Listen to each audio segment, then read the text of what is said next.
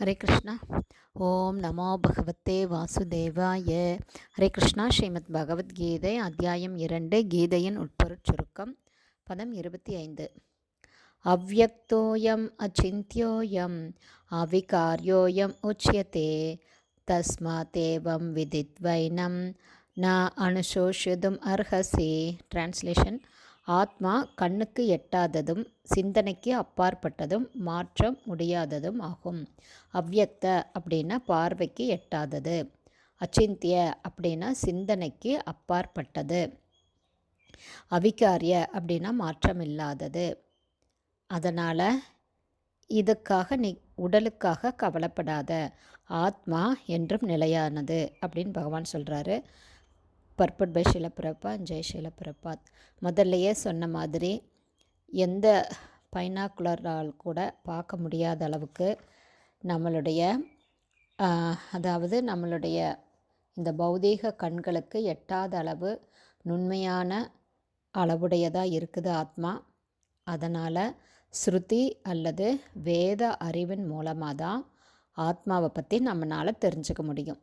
ஏன்னா ஆத்மா இருக்குது அப்படிங்கிறத பரிசோதனை மூலமாக, அதாவது டெஸ்ட்டு மூலமாக இதை ப்ரூவ் பண்ண முடியாது. அனுபவத்தால் உண்மையாக ஆத்மா இருக்கிறத நாம் தெரிஞ்சிட்டா கூட இதை புரிஞ்சுக்கிறதுக்கு வேறு வழி இல்லாததுனால நாம் வேதங்கள் மூலமாக தான் இதைய புரிஞ்சுக்கணும்.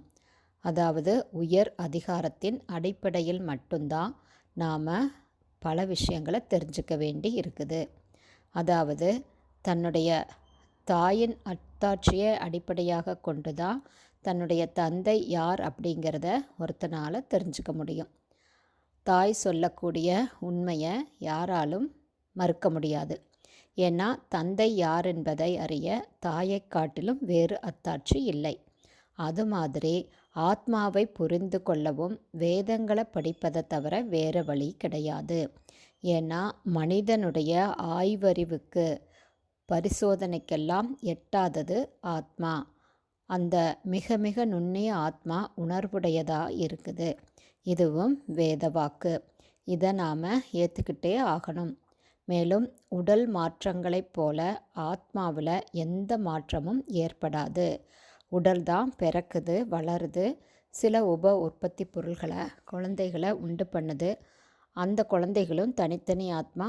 மறுபடியும் காலப்போக்கில் உடல் அழிஞ்சு போகுது.